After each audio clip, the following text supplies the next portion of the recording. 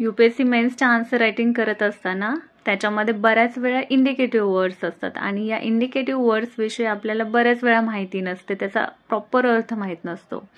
तर याच विषयी आपण आजच्या व्हिडिओमध्ये माहिती जाणून घेण्याचा प्रयत्न करूयात. डिस्कस.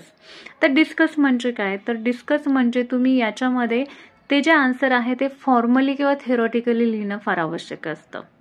आता जसं की करंटचा टॉपिक आहे, बांगलादेशमध्ये शेख हसीना यांचं सरकार पडलं, ज्या की प्रो इंडिया होत्या. तर याचा भारतावर काय परिणाम होईल याच्याविषयी जर तुम्हाला डिस्कस करायचं आहे किंवा डिस्कस म्हणून प्रश्न आला तर आन्सरमध्ये काय लिहायचं आहे, तर तुम्ही त्याचे पॉझिटिव्ह पॉईंट लिहायचे आहेत, निगेटिव्ह पॉईंट लिहायचे आहेत, चॅलेंजेस आणि त्याच्यासोबत जर तुम्ही त्याच्यासोबत काही सोल्युशन देऊ शकता तर या पद्धतीने हे आन्सर तुम्ही लिहायचं आहे.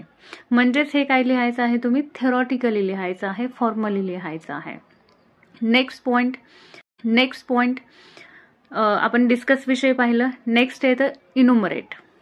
आता इनुमरेट म्हणजे काय, तर ते जे आन्सर आहे ते तुम्ही लिस्ट वाईज किंवा पॉईंट वाईज लिहायचं आहे. 1 2 3 4 आणि त्याच्या पुढे अजून जितके पॉईंट तुम्हाला मिळतात तर ते पॉईंट वाईज हे आन्सर तुम्ही लिहायचं असतं इनुमरेटमध्ये.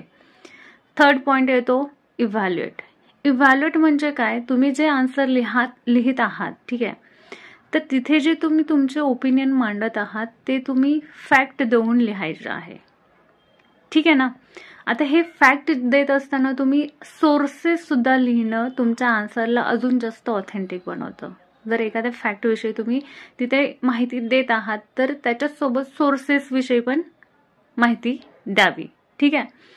तर आज आपण आजच्या व्हिडिओमध्ये डिस्कस, इन्युमरेट आणि इव्हॅल्युएट म्हणजे काय तर याच्याविषयी आपण पाहिलं आणि जे बाकीचे अजून इंडिकेटिव्ह वर्ड्स आहेत आपण नेक्स्ट व्हिडिओमध्ये बघूयात.